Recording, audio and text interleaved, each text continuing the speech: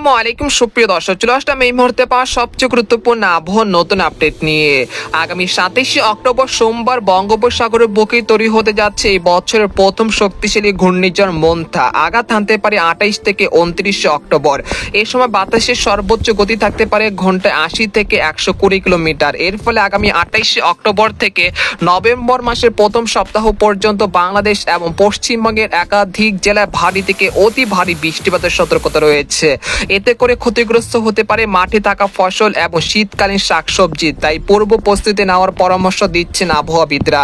তো আজ 23 অক্টোবর বৃহস্পতিবার এবং আগামীকাল 24 অক্টোবর শুক্রবার কেমন থাকতে চলেছে আগামী 24 থেকে 48 ঘন্টার আবহাওয়া।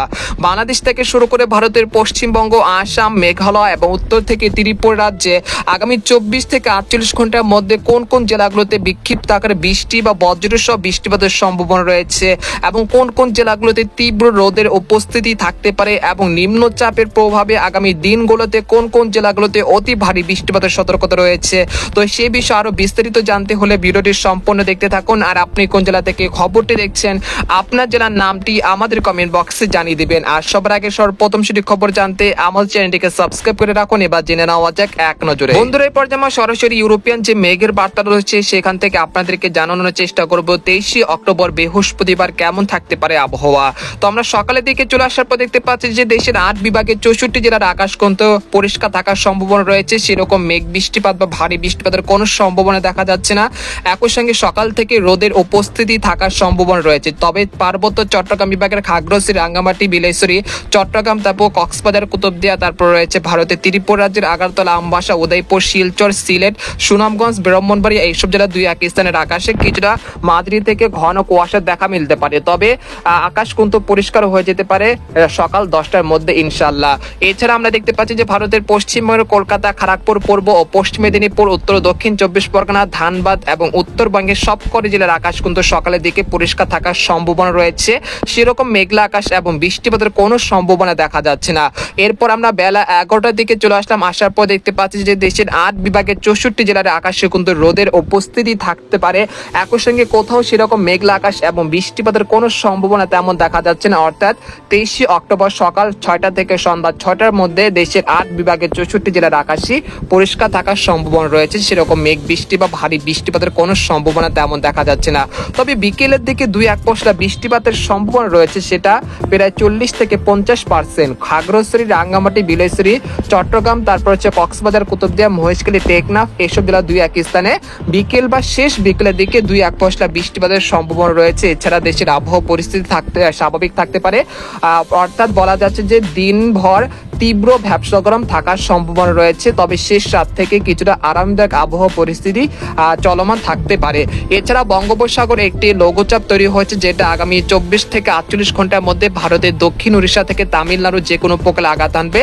তবে এর প্রভাব বাংলাদেশে পড়ার সম্ভাবনা তেমন দেখা যাচ্ছে না। তবে আগামী 25 অক্টোবর আবারও একটি লঘুচাপ সৃষ্টি হওয়ার আশঙ্কা রয়েছে। সেই লঘুচাপটি পরবর্তীতে নিম্নচাপ থেকে ঘূর্ণিঝড় এবং পরবর্তীতে এটা শক্তিশালী হয়ে প্রবল ঘূর্ণিঝড়ে রূপান্তরিত হতে পারে আগামী 26 থেকে 27 অক্টোবর এবং সেটা ভারতের দক্ষিণ উড়িষ্যা থেকে তামিলনাড়ু যে কোনো উপকূলে আঘাত আনার সম্ভাবনা রয়েছে। এর প্রভাবে মূলত আগামী 28 অক্টোবর সকাল থেকে দেশের আকাশ কিন্তু মেঘের আনাগোনা বৃদ্ধি পেতে শুরু করবে। তার পরবর্তীতে এটা ধীরে ধীরে দেশের বিভিন্ন অঞ্চলে বৃষ্টিপাত ঘটাতে পারে। আমরা দেখতে পাচ্ছি যে 29 অক্টোবর চলে আসার পর দেখতে পাচ্ছি যে বাংলাদেশের খুলনা, বরিশাল, চট্টগ্রাম বিভাগে হালকা থেকে মাঝারি ধরনের বৃষ্টিপাত শুরু হয়ে গেছে। একই সঙ্গে দেখা যাচ্ছে যে পশ্চিমবঙ্গের কলকাতা, খড়গপুর এবং পূর্ব ও পশ্চিম বর্ধমানের সবকটি জেলাতে হালকা থেকে মাঝারি ধরনের বৃষ্টিপাত শুরু হয়ে গেছে। তারপর 30 অক্টোবর থেকে এর মেন খেলা শুরু হতে পারে। অর্থাৎ বলা যাচ্ছে যে দেশের দিকে একটি প্রবল শক্তিশালী বৃষ্টিপাত ধেয়ে আসছে, যার প্রভাবে আগামী 30 অক্টোবর থেকে নভেম্বর মাসের 5 তারিখ পর্যন্ত বাংলাদেশের 8 বিভাগের 64 জেলাতে অর্থাৎ দিনে বা রাতে যে কোনো সময় হালকা থেকে মাঝারি ধরনের বৃষ্টি বা বজ্রসহ ভারী বৃষ্টিপাতের সম্ভাবনা রয়েছে। অর্থাৎ এই আকস্মিক বৃষ্টিপাতের কারণে যাদের জমিতে পাকা ধান রয়েছে এবং যারা শীতকালীন শাকসবজি বপন করছেন তাদের কিন্তু অনেকটা ক্ষয়ক্ষতির আশঙ্কা রয়েছে এই আকস্মিক বৃষ্টিপাতের কারণে। তো অবশ্যই আপনারা আগামী 25 বা 26 অক্টোবর আগে আপনাদের রোদের কাজগুলো সেরে ফেলবেন, না হলে বিপদের সম্মুখীন হতে পারেন। তো আপনাদেরকে জানানোর চেষ্টা করব এরকম আবহাওয়া পরিস্থিতি কতদিন চলমান থাকতে পারে, অর্থাৎ বর্তমান যে শুষ্ক এবং স্বাভাবিক আবহাওয়া পরিস্থিতি বা দিনে তীব্র রোদ এবং রাতে হালকা শীত, এরকম পরিস্থিতি কতদিন পর্যন্ত চলমান থাকার সম্ভাবনা রয়েছে সেটা আপনাদেরকে জানানোর চেষ্টা করছি। তো আগামী 26 অক্টোবর পর্যন্ত দেশের কোথাও স্থানীয়ভাবে একেবারে বৃষ্টি বা ভারী বৃষ্টিপাতের কোনো সম্ভাবনা তেমন দেখা যাচ্ছে না। তবে পার্বত্য চট্টগ্রাম বিভাগ, খাগড়াছড়ি, রাঙ্গামাটি, বান্দরবান এইসব জেলা দুই এক স্থানে খুব সামান্য বৃষ্টিপাতের সম্ভাবনা রয়েছে আগামী 26 অক্টোবর রবিবার পর্যন্ত। তারপর 27 অক্টোবর সোমবার থেকে দেশের আবহাওয়া পরিস্থিতি ধীরে ধীরে পরিবর্তন হতে শুরু করবে। তারপর 28 অক্টোবর থেকে দেশে কিন্তু মেঘের আনাগোনা বৃদ্ধি পেতে শুরু করবে, অর্থাৎ বলা যাচ্ছে যে আগামী 28 অক্টোবর থেকে আবহাওয়ার বিরাট পরিবর্তন হতে শুরু করেছে, যার হাত ধরে কিন্তু মেঘমালা তৈরি হবে এবং বৃষ্টিপাত হবে এবং কোথাও কোথাও হঠাৎ আকস্মিকভাবে কালবৈশাখী ঝড় এবং ভারী বৃষ্টিপাতের সম্ভাবনা রয়েছে আগামী 29 অক্টোবর বুধবার থেকে। তো আপনারা অবশ্যই পূর্ব প্রস্তুতি নিয়ে রাখুন অক্টোবর মাসের শেষ সপ্তাহের জন্য। তো আমরা দেখতে পাচ্ছি 30 অক্টোবর সেই ঘূর্ণিঝড়টি ভারতের তামিলনাড়ু উপকূলে আঘাত এনেছে। তার প্রভাবে দেখা যাচ্ছে 30 অক্টোবর ভারতের বিশাখাপট্টনম এবং হায়দ্রাবাদ এইসব অঞ্চলে অতি ভারী বৃষ্টিপাতের রেড অ্যালার্ট জারি করতে পারে ভারতের IMD তরফ থেকে। তারপর 30 অক্টোবর সেটা কিন্তু ধীরে ধীরে নিম্নচাপে রূপান্তরিত হয়ে বাংলাদেশের দিকে কিন্তু ধেয়ে আসছে। আপনারা দেখতে পাচ্ছেন যে 31 অক্টোবর সেটা কিন্তু ভারতের পশ্চিমবঙ্গ অর্থাৎ গোটা পশ্চিমবঙ্গে ভারী বৃষ্টিপাত ঘটাতে পারে।